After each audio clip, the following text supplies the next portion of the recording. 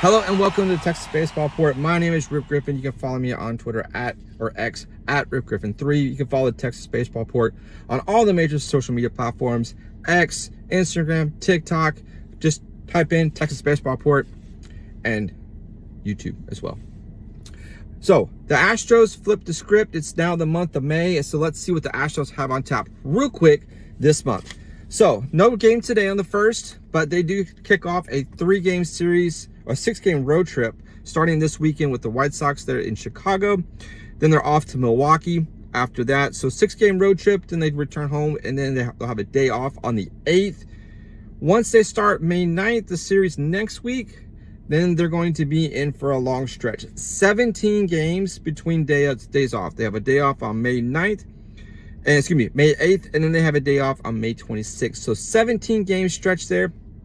Circle in Kansas City, Cincinnati, 4-game series against the Rangers there in Arlington. That's going to be the series we're going to circle and watch and see how the Astros do against their in-state rivals, the Texas Rangers, who, for the most part of April, led the division without scoring a whole lot of runs. Interesting. Okay. And then from there, after that 4-game series against the Rangers, then they're off to Tampa for 3 games. Then they come back home for another big 4-game series against right now the division leading Seattle Mariners.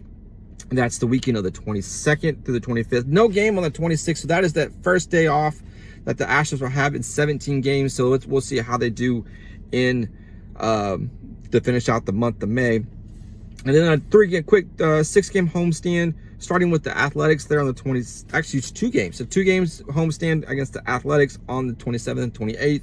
And then to close out the month of May, they will be at home against the Tampa Bay Rays. So 22 games in between their day off on May 8th and May 26th combined towards the end of the month there. 17 games between stretches there. So if that makes sense, great. I'm sorry if it doesn't, but so the Astros, this is probably a stretch. I know it's going to be a tough stretch, especially for pitching. We're going to see probably 6-man rotations. Lance McCullers is fixing to make his first start against the White Sox on Sunday. First time we'll see him on the mound since the World Series in 2022. So that's going to be fun to watch. We're going to see that as well.